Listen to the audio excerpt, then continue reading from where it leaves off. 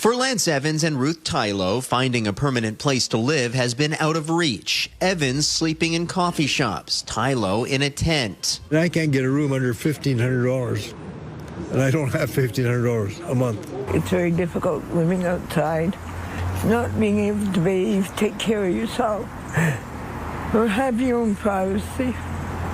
It's not right.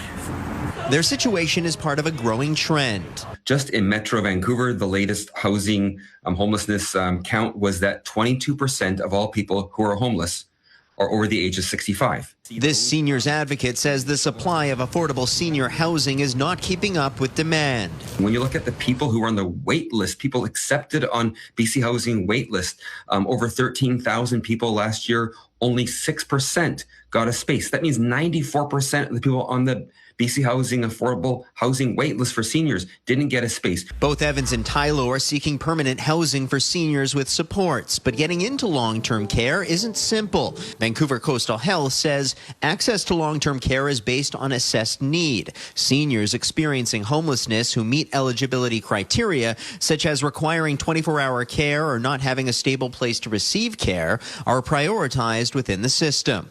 Both Evans and Tylo have spent time in hospital or shelters, then left without a permanent housing solution. The Ministry of Housing tells CTV News these situations can arise when there is a mismatch between an individual's needs and the availability of a suitable housing or care spaces. Adding, efforts are ongoing to better coordinate housing and health supports so that seniors do not fall through gaps between systems. The province says more housing and care spaces are on the way, including projects in Richmond and across BC. But in its latest budget, some long-term care projects were delayed or put on hold. And for seniors like Evans and Tylo, the need is now. No one from BC Housing, the Ministry of Housing, nor the Ministry of Health was made available for an interview. Kevin Chirac, CTV News. Hello everyone, and welcome back to the channel. In today's video, we're looking at a question that more and more Canadians are asking. Has life become too expensive? Recently, more people have been speaking openly about the rising cost of housing, groceries, gas, and other everyday essentials. In this video, we'll be looking at real news reports, personal stories, and opinions from Canadians who are sharing how the rising cost of living is affecting their daily lives. As always, this channel is about exploring different perspectives. I'm not here to tell you what to think. I'm here to report on what's being said and invite respectful conversation. But before we get started, I just want to say a huge thank you to everyone who has subscribed, liked my videos, shared them, and continued supporting this channel. Every comment, every like, and every subscriber means more than you know, and I truly appreciate every single one of you. If you're new here, please support the channel by subscribing, give this video a like, and don't forget to hype the video so more people can discover it. Now, let's get into it.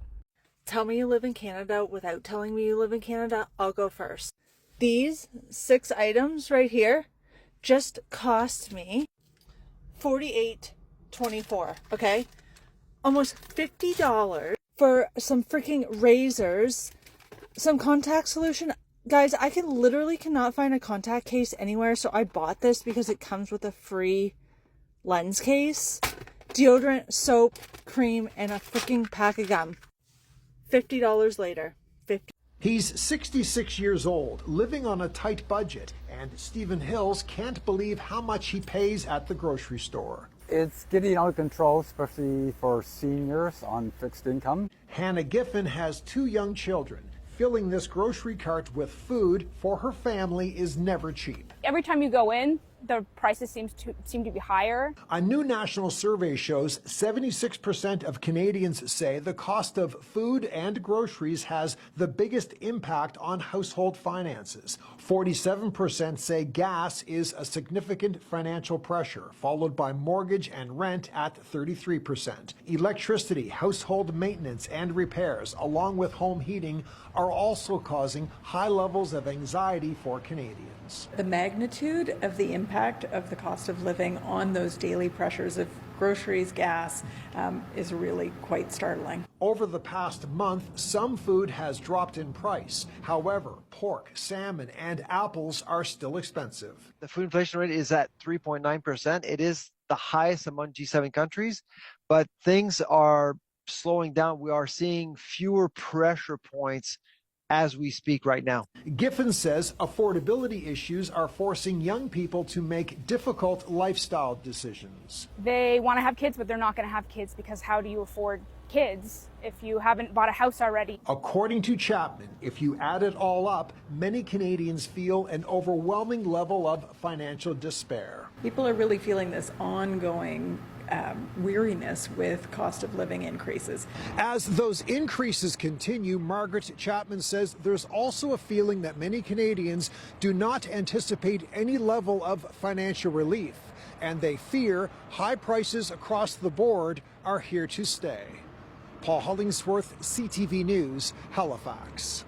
Okay, so I just came back from getting my nails done, and the women before me were like about 70 years old, and they were discussing with their nail tech how life in Canada is just getting ridiculously expensive and that they don't even know how young people will make it out alive. And I was just sitting there and I was smiling to myself because here I am going on social media telling people Canada just doesn't make sense. The math doesn't math. It's getting very expensive. It's getting unaffordable for people my age. I am looking for another way out. I'm looking to see if there are other opportunities outside of Canada. And people are laughing at me. And I'm hearing from these ladies who are probably in their 70s. They are retired and they cannot make ends meet. They don't even know how young people my age are going to live because these people can't even live. They are retired and can't figure out a way out. They are like struggling. And when I told them I want to move, they're like, you know what, honey?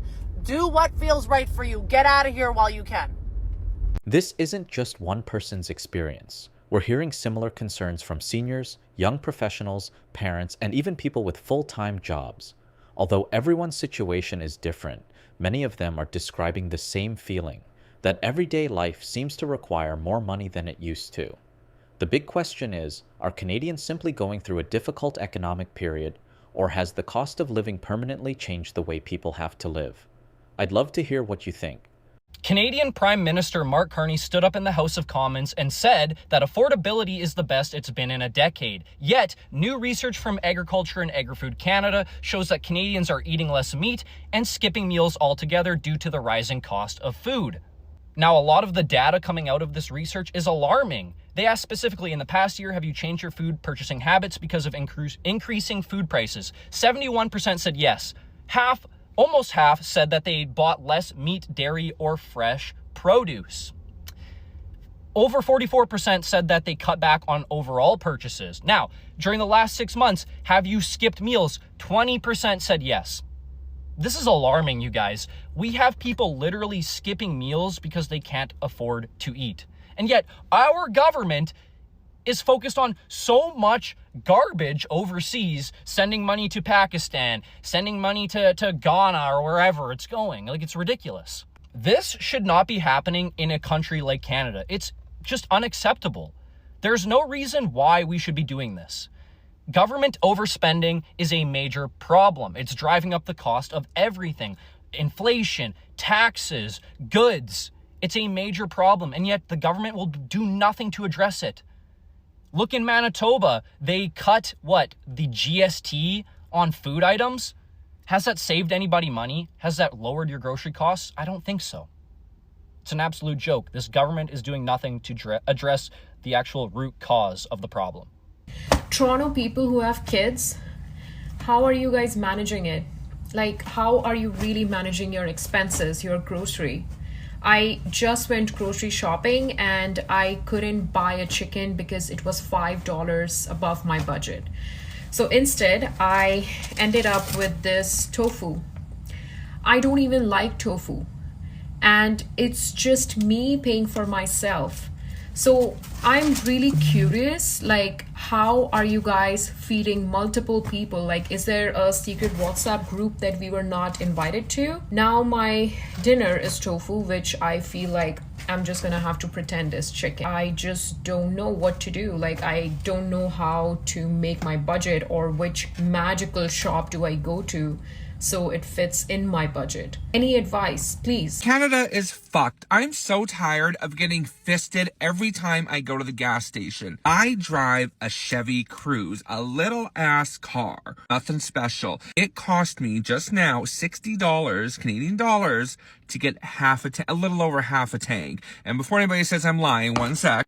There it is, a little over half a tank. Okay, I had to change locations and get Wi-Fi because my parking garage doesn't have Wi-Fi. But look, April 24th, 2026, $59.29. Like, I know it has to do with tensions in the Middle East. Like, I know there's like a business and economy around it. Like, I'm not an economist, whatever the fuck you call it. And I don't know if it's I know it's partially because of that dumbass Mark Carney, that dumbass is elected or something like that. But like, what the fuck? Like, I guess this is my sign to buy a Tesla, but fuck you, Elon Musk. Nearly 1 in 5 Canadians said their financial situation has led to them considering breaking up, separating, or divorcing their partner. That number went up significantly last year in Canada. A new survey found that 47% of Canadian couples have had financial disagreements that impacted them negatively. 53% lose sleep over money, and 66% say that it makes them feel more anxious or depressed. And the number one triggers are day-to-day spending and lack of savings. Money isn't just a financial problem in Canadian households right now, it's becoming a relationship problem. And here's what I can tell you that I know as a Canadian mortgage broker. A massive source of the financial stress is how much money is quietly bleeding out to your bank every single month in interest. Most couples have no idea there's a strategy to fix it without earning more or spending less. When you take control of your mortgage, you take control of the biggest financial stressor in your household. Most Canadians are paying down their mortgage and building equity at the pace the bank designed for them at day one. There's a better structure out there, one that works harder every single month regardless of your term. I handhold clients on how to set this up, and if you want the free 5-minute breakdown, just DM me structure below. It is annoying when someone is talking or complaining about the high cost of living in Canada and people are trying to gaslight them. It is very annoying because there's no reason why someone should be earning $130,000 a year before tax and they can't afford just a small house. I call it small house, a mortgage for a house and one car. It doesn't make any sense. Someone earning $130,000 a year or an household income of $130,000 should be able to comfortably pay for mortgage for one house, one car, and also be able to save. But no, you can hardly do that in this country. By the time you pay, whether it's mortgage or mortgage is more expensive than rent. By the time you pay mortgage, you pay your property tax, you pay your utility bills, you pay your car finance, you pay your car insurance, your home insurance, your life insurance, your property insurance, and your kidney insurance. You buy grocery and everything. The money is gone. Like, you have nothing left. That's if you are not even in debt. And people will be like, you are living above your means. Someone earning $130,000 should not be able to afford a car on finance and a mortgage. It doesn't make any sense. And when people are now trying to gaslight, I'm like, so are you saying if the cost of living become better, you don't want it? As a Canadian, you don't want it. If you don't want it, that's fine. But let people that want it, let them complain and talk. If things can get better, I also want it. I want to be able to, save more. I want to be able to, have extra, not just living from hand to mouth. And that's even if you have job. If you don't have job, that's another story entirely. Another thing that stood out to me is how this conversation goes beyond numbers. It's not just about the price of groceries or rent. For many people, it's affecting major life decisions, whether to buy a home, start a family, save for retirement, or even stay in Canada. Financial pressure doesn't just impact bank accounts, it can change how people plan their entire future. What has been the biggest financial challenge for you recently? Is it housing, groceries, transportation, childcare, or something else? Let everyone know in the comments. Have you ever noticed that birthday parties don't look quite the way they used to? I know that's a weird question, but when I was growing up, birthday parties were often a really big event. Like a bunch of friends would come over, there'd be cake, pizza, games, maybe, you know, a trip to the bowling alley, movies, or a local activity. But, you know, parents didn't necessarily think twice about inviting an entire class, right? But lately, I've been noticing something very different, like smaller guest lists, simpler celebrations, more parents choosing activities at home instead of paying for expensive venues, some families quietly skipping parties altogether. And, you know, I don't think it's because parents suddenly care less about making birthdays special. Like, that's not the case at all. I think it's because of the economics of everyday life. You know, they've changed. And when you add up the cost of renting a venue, like buying food, decorations, party supplies, gifts, and activities, what used to be a few $100s can quickly become several hundred or even, you know, well over $1,000, depending on the type of celebration. Now, you know, imagine trying to make those decisions as a parent while also paying higher grocery bills, higher insurance premiums, higher housing costs, higher utilities, like everything else that seemed to have increased over the past several years. Something has to give. And, you know, what's interesting is that this isn't really a story about birthday parties, okay? It's a story about priorities. Parents still want their children to have wonderful memories. Like, obviously, they still want to celebrate milestones, but more and more families are quietly making different choices because they're trying to balance joy with financial reality. And, you know, honestly, I don't think enough people talk about how emotionally difficult those decisions can really be. Like, every parent wants to give their child opportunities. Every parent wants to create memories. And yet, you know, many families are finding themselves constantly asking questions they didn't used to ask. Like, can we afford this? Like, should we scale it back? Is there a less expensive option? Like, and that's not because they're irresponsible. It's because the cost of ordinary life has skyrocketed. And I think that's why so many people tell me they feel exhausted. It's not like one massive financial decision that's wearing them down. It's making dozens of smaller financial decisions every single day, like the birthday party, the family dinner out, the hockey registration, the school fundraiser, the summer camp. Like, none of these decisions seem to be overwhelming on their own, but together they create a constant mental load that follows people everywhere. Like, eventually I found myself asking a different question. I couldn't control inflation. I couldn't control housing prices. I couldn't control grocery costs or what insurance companies charge, but I realized I did have a choice. I could continue hoping that somehow everything would become affordable again, or I could start creating more options for my family. And that's when I decided to learn skills that could generate additional income online. Not because I thought it would make me rich overnight. I mean, it didn't. Not because I thought it would solve every problem, because obviously it won't, but because I wanted more control over my future instead of feeling like I was constantly reacting to whatever happened next. And looking back, I think that's one of the biggest lessons I've learned. Most Canadians aren't looking for luxury, right? They're looking for breathing room. They're looking for options. They're looking for the ability to say yes to experiences with their kids without feeling guilty afterwards. They're looking for a little less financial stress and a little more confidence about tomorrow. And look, I still believe that's possible, but I also believe waiting for circumstances to magically change isn't much of a strategy anymore, right? Sometimes the best thing we can do is stop asking what we can't control and start focusing on what we can, right? Because ultimately, this isn't really about birthday parties, right? It's about preserving the moments that matter most while giving ourselves more options for the future.